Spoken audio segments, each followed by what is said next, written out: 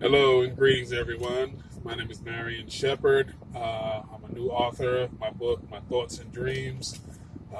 It's this book right here. I just finished publishing it back in May. Uh, Very excited about it. It took me 10 years to write all these poems. And I know you probably say, why 10 years? But I deal with life, and life steps in, and you don't always get to complete all your goals, but it was something I was determined to do, and I'm glad it's finally done. Also, as many of you know, I talk about it a lot for the last 6 years, going on 7 years, that I'm a part of a MLM, multi-level marketing, or network marketing, as you would call it, and I'm a distributor with Organo, and of course, I got my Yeti cup right here with my Cafe Supreme. Cafe Supreme, we don't have a lot of caffeine in it, but we do have Ganoderma and we have ginseng. It gives you all the energy and you don't get the crash or the shakes or the heartburn or the jitters that you get with regular coffee. So it's a very healthy coffee. I've been drinking it for years. And again, before I go into everything else, I can tell you about why I love this coffee and why I love this company. I'm diabetic. I found out in 2010 that I had diabetes. Again, through a lot of ups and downs. I know back in 2000, I say 16, 17, I was without my medication for a while, for about 6 months. All I did every morning was drink a cup of coffee, Organo coffee. When I went to my doctor, I told him, look, I didn't have my medicine for 6 months. I don't know what my rate's going to be on the charts. And he said he took my AOC levels, and when he came and showed me, he said, look, when you first came here, your AOC levels was 11.6. I'm like, okay. I said, what's a normal AOC level? He says, about a 6 to a 5. So you're pretty up there. He said, you were out of your medicine for what? You said 6 months? I said, yeah, 6 months. He says, I don't know what you've been doing, but your A1C levels dropped down to 9.2. I'm like, what? Because whatever you've been doing, keep doing it. I mean, I did have to get back on my medication, but he said, keep doing what you're doing. And when I went for my follow-up visit, my A1C levels was dropped down to an 8.5. So when I say, we say we put health in the coffee, it's the Ganoderma that's in our coffee that helps us out, that's giving us what we have. I mean, we're not a scam. I know people say multi-level marketing or MLM is nothing but a scam. It's you want to go to jail. No, we got real products. There's real people in this company. There's people making money from home in their spare time. So, not trying to recruit nobody. I'm just telling you this is why I do it. I love the product. I know what it's done for me.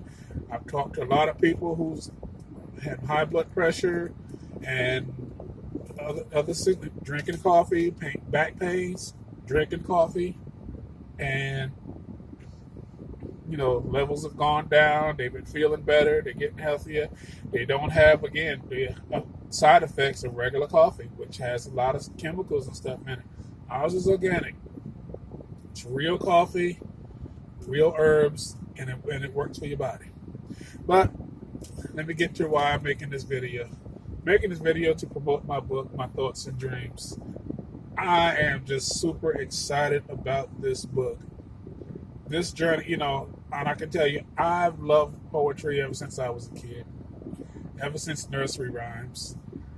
I love poetry. I love making up stuff. I remember when I was young, I used to tell my brother Leonard and Stanley and my cousin Carl when he would come to visit, he used to tell them bedtime stories. I used to read the bedtime stories out of a book. They got boring to me because same old stories. So I started making up my own little stories for them just to make them laugh and have a good time. I would do crazy voices like this when I would talk, and it was fun. I loved doing it. I loved writing. I remember watching the Waltons one day, and John Boy Walton was talking to his dad, and he was saying how he can express himself a lot clearer when he writes. He knows the words he wants to say. And I'm sitting there watching going, that's the way I feel. Sometimes I can't express myself verbally. The words don't come out right. Y'all excuse me, my nose itching. The words don't come out right. Or sometimes you're talking to people who can't take a breath and, you don't get a word in anyway. So, sometimes it's easier to write. Like I said, I'm a texter or something, mainly not a talker, because again, sometimes when you're talking to people, you don't get a word in. So it's easier to text, and then they can respond, and then you can text back or email. At least you can get your point across. So I've always loved writing. I think a lot about stuff in life, things going on in life, good things, bad things. I've dealt with a lot of things. I don't know why my nose is itching so much. I think I'm nervous.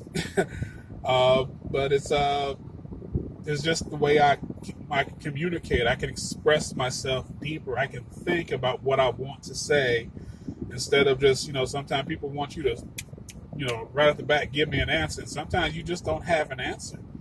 Some things you just want to think about. Some thoughts, may be crazy to somebody else, but it's important to you. So, I was listening, since network marketing, let me talk about this a little bit. I noticed he was talking about his book. He talked about network marketing. Network marketing helped me, again, to get to this point. And the reason I say that is my company, Organo, they don't just say, hey, we have a product.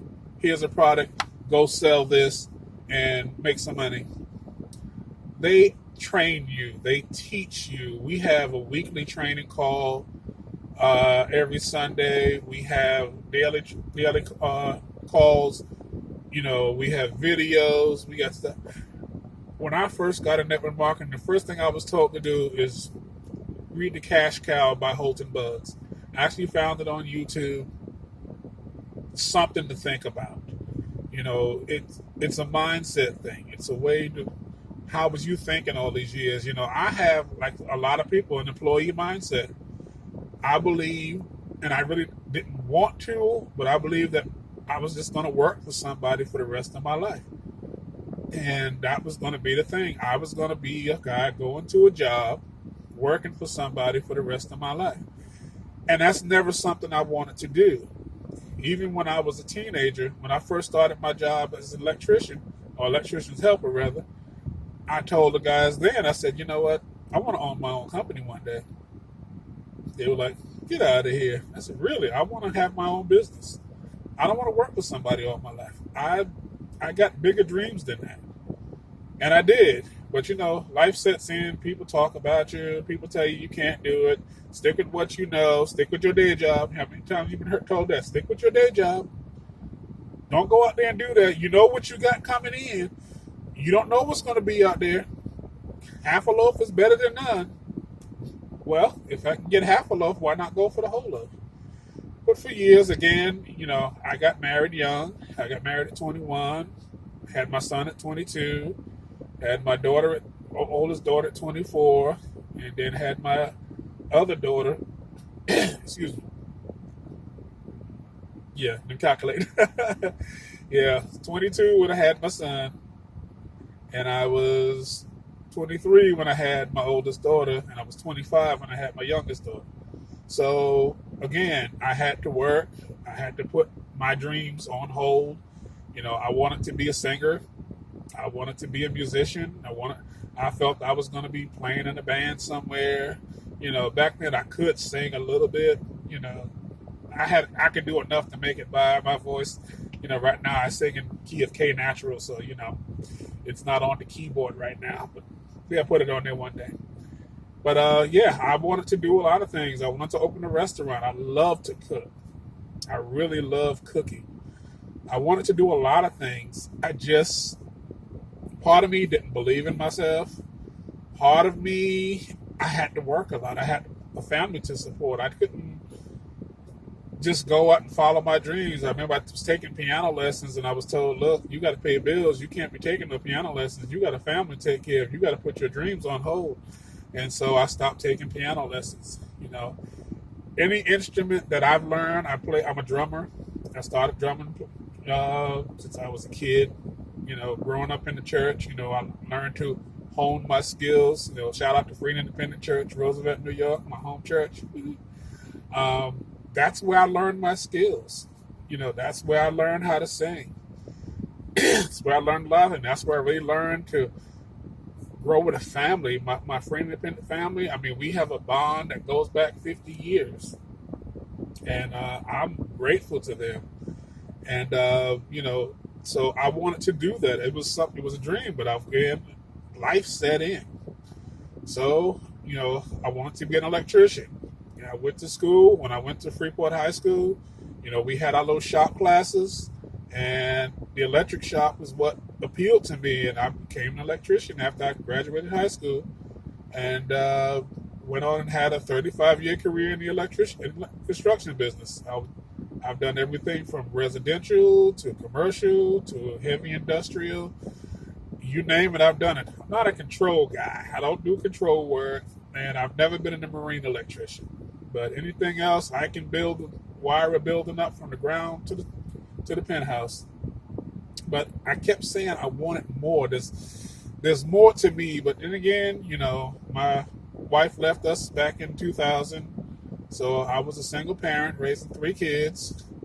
My oldest daughter, LaShawna, had scoliosis. So we were back and forth to the doctor, doing doctor visits. My 2 other kids, Jerome and Letitia, they dealing with ADHD issues. So I had a lot of school visits too.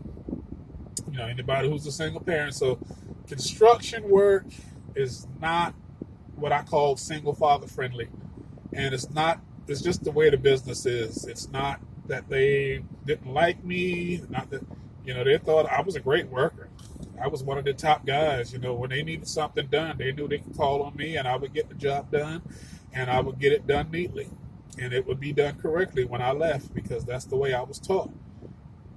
Before I leave a job, make sure I leave a job where I don't have to go back to it. Finish the job first. It's the way I was taught. But, when you dealing with hospital visits and doctor visits, and you got to go to the school, and you got 6 kids, and then the bills are due, you can't really do what you want to do. I couldn't work overtime. I couldn't do the things I needed to do.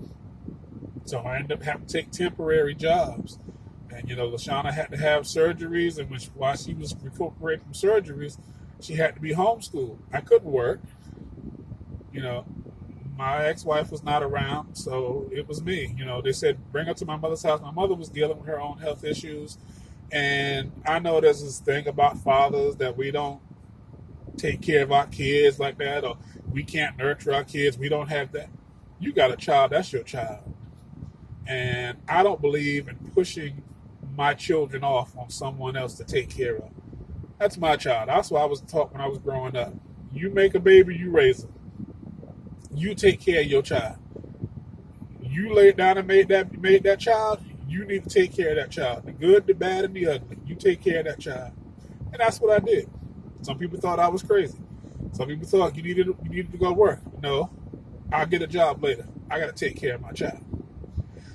While I was taking care of her, we were at the pawn shop one day, and I saw this electric typewriter. It's about $4. I said, what if this works? And Lisa said, yeah, it works. So I took it home and just started typing, just wanted to figure what I could type. The kids would go to school. I would type up all their paperwork, all their forms, applications. When I started working, I had working through a temporary service. At the end of the day, we had to do a daily report. And, I'm tired at the end of the day. We worked all day. And so I would take my form home, and I would type it up and bring it back the next day. And they were like, "Oh, look at him! He all fancy with it." I just love the sound of that typewriter.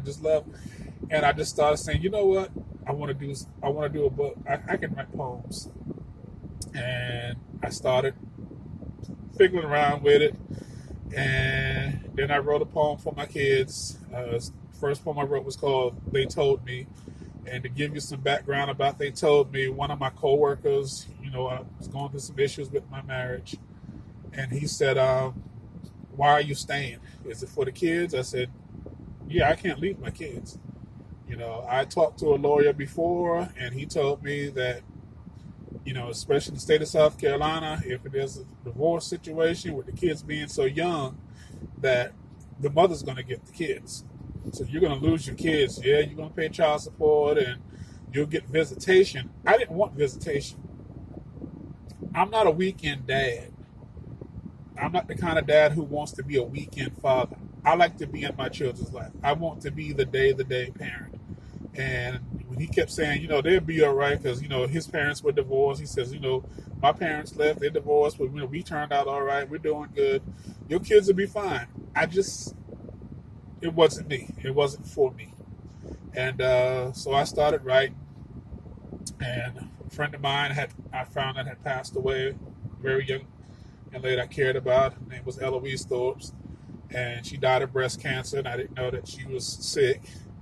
And I wrote a poem for her, More Than Friends. We were very close, and I very cared about her very deeply. And, I kept saying, I want to write a book. I want to write a book. But I want to tell my story, but I want to do it in a poetry form. I didn't want to just do it. I wanted to both tell my story, but I wanted to use my skills as a poet. And so I started doing that. But again, life set in, trying to work, trying to take care of my family. Again, my mother got sick. A lot of stuff was going on. Had a lot of ups and downs dealing with, certain depressions. I'm a preacher also, so trying to deal with the church. I had my own church. Again, a lot of ups and downs, lack of support. So lost my church. But I said, you know what? I got to finish this book. I got to keep writing. And throughout the time going on, I kept going. And then again, I was introduced to network marketing. And again, they was telling me to read books. Read books. They said, the difference between rich people and poor people is rich people have big libraries, poor people have big TVs. So, what are you doing with your time? Where's your focus going? And through network marketing, through our company, Organo, it was called Organo Gold at the time. It's Organo now. We have a gentleman who was called a diamond in our company. He was actually my diamond. I was actually under his leadership. And he did this training video. And it's about an hour and 35 minutes long. But he talked about stuff. But he said this, everybody's got a dream. Everybody's got a vision. He goes, well, what vehicle are you going to use to get to that? Is it going to be a job? How long have you been on your job now? Are you living your dream still on that job? Maybe something's not working. Maybe, having a job is not a problem. Just having a job is a problem. Because what happens if you lose that job? And I was thinking about that. And I would, again, write poems. Just write, birthdays, anniversaries, something that I saw on the outside or something somebody said would spark something in me and I would want to write about it. And I just kept writing. And I would listen to motivational videos. That's one thing they taught us, sometimes you got to do something to keep yourself motivated. So I would listen to motivation videos. Les Brown was one of the main ones I listened to. And he said something that really struck with me, even in my process of writing. He said, how when you're on your deathbed and you got your family surrounding you and all your loved ones are there, for your final moments. And I'm not saying word for word of what he said. He said, suppose you were on your deathbed and everything that came to you that you were supposed to give life to was around your deathbed, saying, we came to you. You were supposed to give us life. You were supposed to do something with us. You were supposed to make us something. And now you wasted it. Now we have to die with you, not being able to fulfill who we are, what we were supposed to do for. There's a lot of us out there like that. There's a lot of us out there who are not fulfilling our purpose in life, what we're here for. A lot of us are just drifting through life. We've lost hope. We got older. You know, God willing, I'll be 55 come November 26th. And I still haven't lived my dreams. I still haven't accomplished all my goals, and I still want to do that. I'm actually a songwriter. I started writing songs when I was 16. Again, that became a natural thing, so I can't sing them like I want to. But you know, I write lyrics. I don't have that musical ear like other musicians do. So, you know, again, I said I'm a drummer. I can play a little bass. Can't hear all the notes. I can make some noise. And you probably seen some videos of me with the bass, slapping my bass, whatever. You know, I still don't know all those notes, so it's kind of hard for me to do what I wanted to do. But, you know, that's something else I hope to get accomplished in my lifetime, to have my songs set to music, have them recorded, see where it goes. You know, I can't say everybody's going to like them. I can't say everybody's not going to like them, but that's another goal. You know, again, have my own. I got more books I want to write. And, you know, again, my career as an electrician ended last year. And one of the reasons it did is I got a 9-year-old grandson. You see me talk about AJ all the time, that I'm raising. You know, AJ also has ADHD issues. AJ's asthmatic. I have a lot of doctor's appointments and school visits with him. And with my work schedule, sometimes we work days, sometimes we work at night. There were times when we had to work overtime. I couldn't work the overtime. So it was becoming a conflict. And so, as you see, I'm sitting in the car now. Now I'm a Lyft driver because I need to be flexible to take care of him. You know, some people say, and I will say this, I've actually been told that I needed to give him to somebody else to raise and for me to go get me a full-time job because I was going through some financial issues. Again, I don't give away kids. You know, I was told by one of my bosses in the construction business because, again, I have running around with my kids. He told me I had to make a choice, your kids or your job. I said, bye. I can get another job. These are my kids. Same with my grandkids. I can get another job. I'm taking care of my kids. So that ain't going to happen. But anyway, let me talk about my thoughts and dreams so I can end this video. I hope y'all go buy the book. I hope y'all enjoy it. I hope if you love poetry, you'll do it. I really hope I can get your support. When you get it, it actually has a typewriter on there. And I thought it was so funny because, you know, they came up with the cover and it fit perfectly because it was the typewriter that really inspired me to start writing, you know, doing my writing. And of course, it goes through this, you know, they got the title on, and then the first page that it comes to, you know, and I tell you, when I do look at this, it is kind of bittersweet because both my parents are gone, and you know, it's like I want to show them, look, Ma, look, Dad, look at what I did. You know, I wrote a book. Look, your little boy wrote a book. So it has all the illustrations on it, the copyrights. I don't know if you can really see it. It has this page on it, and let me read it. This is where the first 5 poems in my book, and it says, "Everyone has a first love that stays in their heart forever. Things don't always have a fairy tale ending that you hope, but they are forever in your heart. These poems are of mine." So I have a first love like everybody else, and I could not write a book about my life without including her in it. And, you know, she's always been a big special part of my life, always been a special part of, you know, we're still connected today. I was thinking about it this morning. We've actually known each other for 50 years, and we're still connected today. She still lives in New York, and I'm here in Charlotte, North Carolina.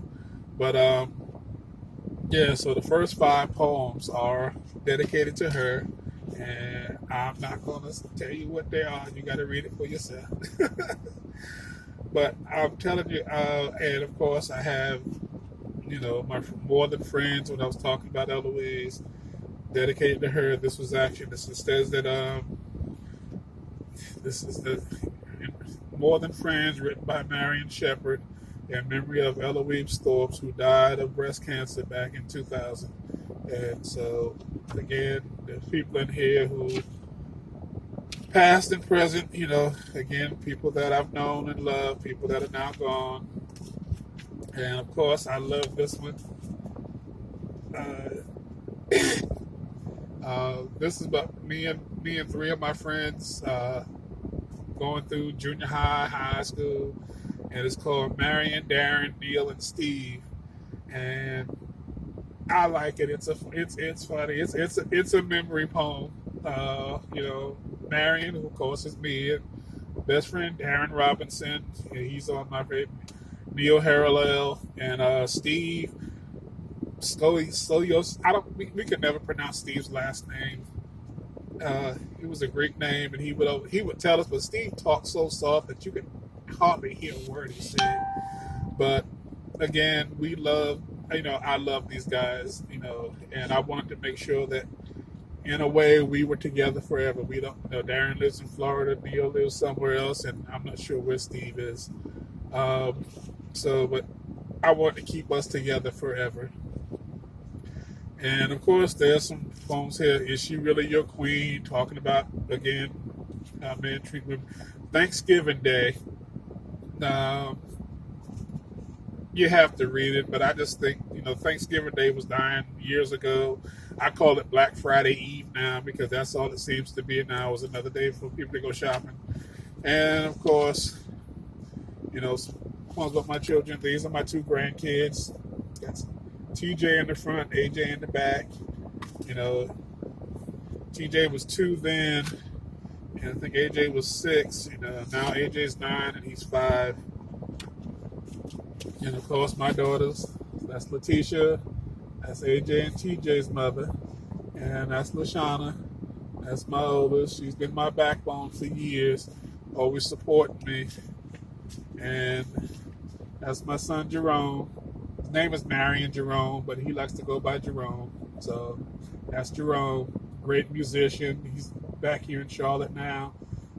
Plays well, is working on some projects. And of course, me and AJ, like I said, you can't just give away these memories.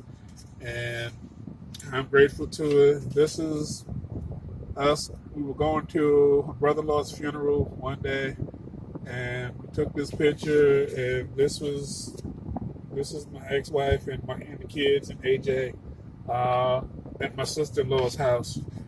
Yeah, the pictures aren't in the best of conditions, but you can see us. It makes us out. And of course, it says pictures in here from about other people that I've dedicated to them. Here's one of my mother. This is my mother. She actually passed away on Christmas Day 2010.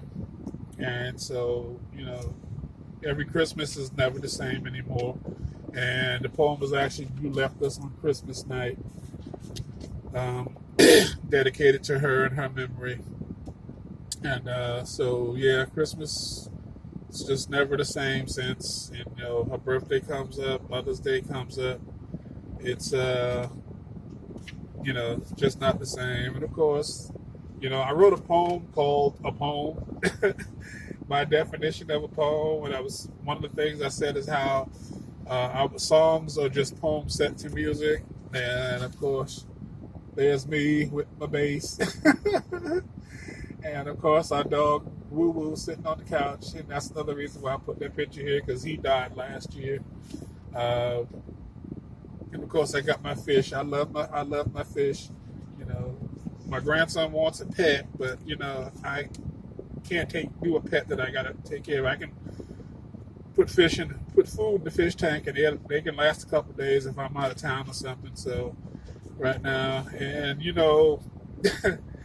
I actually wrote some song lyrics. Back in the 80s, everybody wanted to be a rapper, So I wanted to be a rapper too. And I remember me, my brother Melvin, and my cousin Ronald, we were trying to freestyle rap one day. I can't freestyle rap. They had some trouble too. So I said, you know what? I better write my own since I can write. And I wrote this rap called Sweet Man Shep. That was my rap name. And so I actually put that in here. And, there was a time when, I found that I got cheated on several times. I forgave him, let him back in, got cheated on again, let him back in, and got cheated on again, and that was it. 3 strikes you out. And so I wrote this song. I just don't know, what you're going to do, because you say one thing and then you go and do another. So dealing with some trust issues back then. And, again, that's the way I express myself. I write. And so, again, I actually wrote this in lyric and song form where you got the lead and the chorus and everything else. So I think it was a fun one. And then there's another poem here. Kind of like a song ballad. Says, when I look into the mirror, again, and you may ask, why are you putting songs and stuff in your poems? Because, they came to me, and I just believe that, it's my job to give them life. And so I wanted to give them life. I don't know when my time is going to come. And, if I die, I'm going to die. I'm taking with me. Now, I don't have to. There's a poem I called Ladies. Ladies, I would love you to read. My thing is, I know in the fashion world, for a long time, it's always been the small, skinny, stick figure women. And, women of curves, I would say, or women of plus size was always overlooked.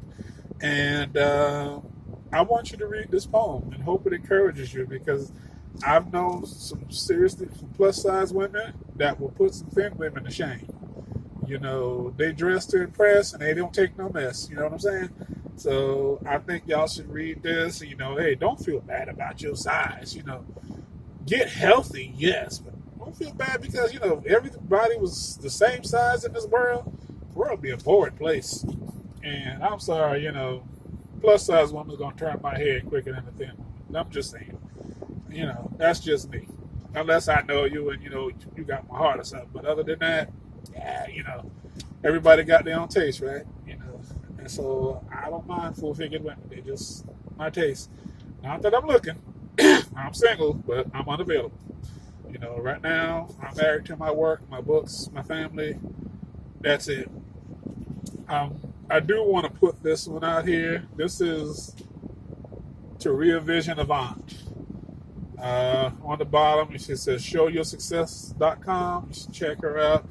I actually met her through network marketing. That's one thing I will say about network marketing. You can meet people of successful mindset. People who think the way you think, but other people, you tell other people your vision and your dream, and they look at you like, that ain't never going to happen, or you can't do that. There's people out there that know where you're coming from, but you got to be around them. Through network marketing, I've met some great people like Damon Crump and Taria Avant and Holton Buggs and Shane Moran, Muriel Sanders, my sponsor, my very personal sponsor, Muriel Sanders. Just some great people who have business minds and think like business people. And I am so grateful. She actually, she wrote a book called Multiple Streams of Incomes, because one income is never enough. Before she did that, she was a part of our network marketing company, Organo. She, again, was another diamond, very high-ranking person, had a big following, had a big, her own company. She came and did a training session for us here in Charlotte. And I mean, when she came and people knew she was coming, she packed the house. That's the impact that she has.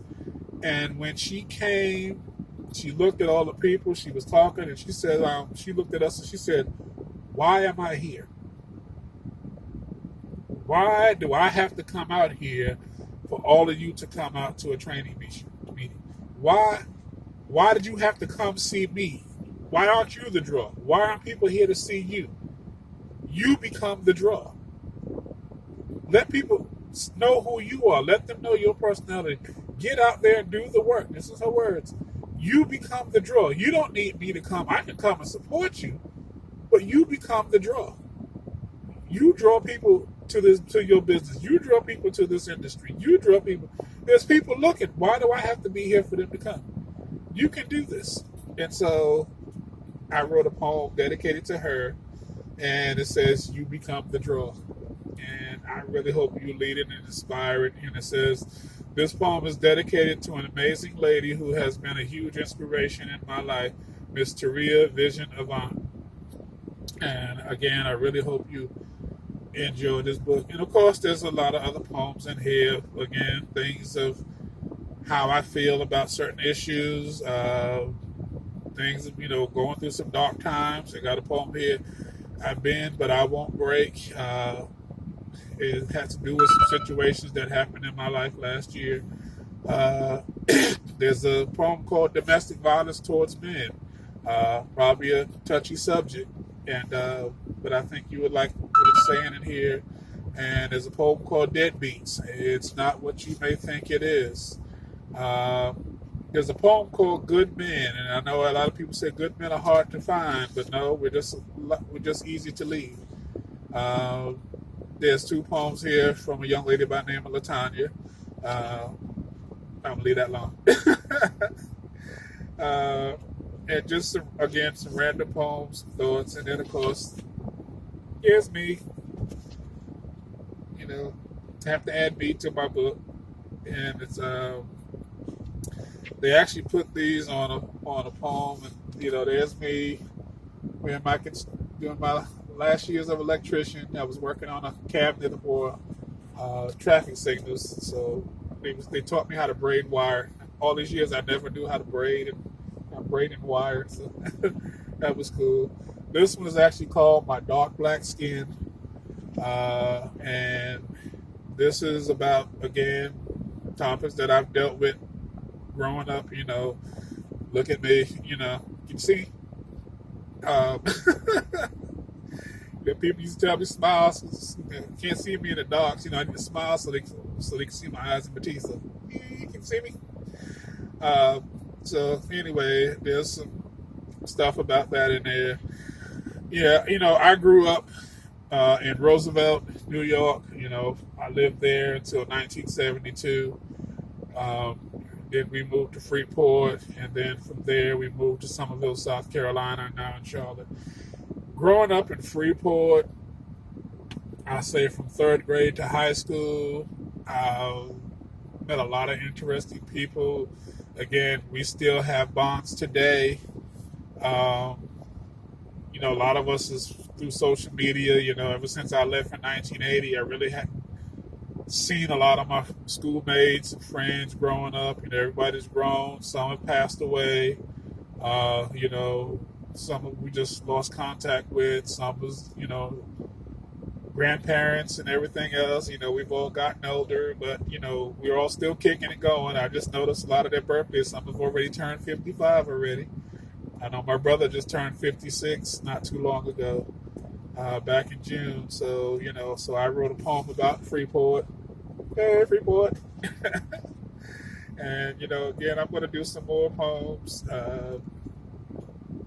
And of course, last year, Hurricane Florence came, and it was going to be a major storm. And it was a major storm. It was a Category 4, and I went through Hurricane Hugo, and but things again was so bad. I'm the kind of guy when a storm comes, because when I was living in Freeport when Hurricane Gloria came through, and I saw the damage that she did, and so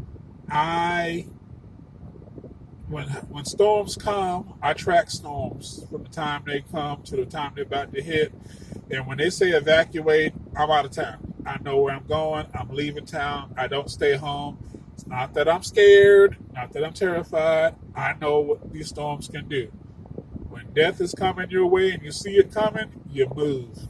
I don't want to go out there and jump in front of a speeding car that's doing 55 miles an hour, I don't want to stay in the path of a hurricane with 110-mile-an-hour winds. Just not something I want to do.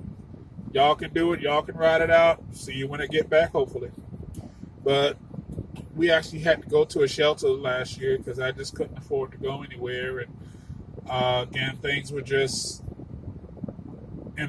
bad. Things were just bad. And so we went to a shelter. And while I was sitting in the shelter, I actually wrote a poem that's titled Hurricane Florence. So, and again, I hope you read it. I know I probably talked a lot. This is my Ziploc bag because this is where my book, my personal book, goes in. Because I want it kept safe, good condition, no damage to it, so keeping it preserved. And that's just it. So I really hope you'll buy the book. It's on Amazon.com. I left links. It was on Barnes and Nobles. My company is called, publishing company is Elibris, is XLIBRIS.com. You can actually go to their website and order the book as well. And I really hope you enjoy it. I really hope I get some feedback from you. And, I hope you like this video. If you like, share the video with others.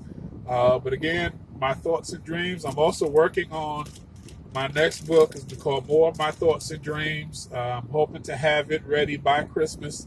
I'm hoping by Thanksgiving week I'll have it sent back to the publishing company and I'll let them do the editing and pictures. And hopefully, again, that will be released by Christmas.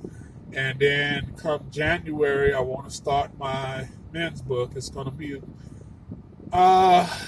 life on a men's perspective, stuff of what I've gone through that I've dealt with. It's, some of the myths about men. Again, one especially is that we don't believe in taking care of our kids and we're not fathers and we're not caring and all this other stuff. All we do is work and want to come home and be fed. Again, I cook, I clean, I do dishes, I do laundry, I help out around the house, because again, I got to live there too. I want a clean house too. I don't like clutter. I can't stand it. And as far as food is, I like good food. I like food that tastes good. So again, I love cooking. My kids can tell you. I can throw down in the kitchen. So, but anyway, that's my video. I hope you enjoy it. Leave me a comment if you want to, what you think about the book. And if you got the book and you read through it, let me know what you think about it. I'm always good for your opinion. So let me know what you think about it. It's already out there, so it's not like I can hide it. But let me know what you think, and I appreciate your time. Have a great day.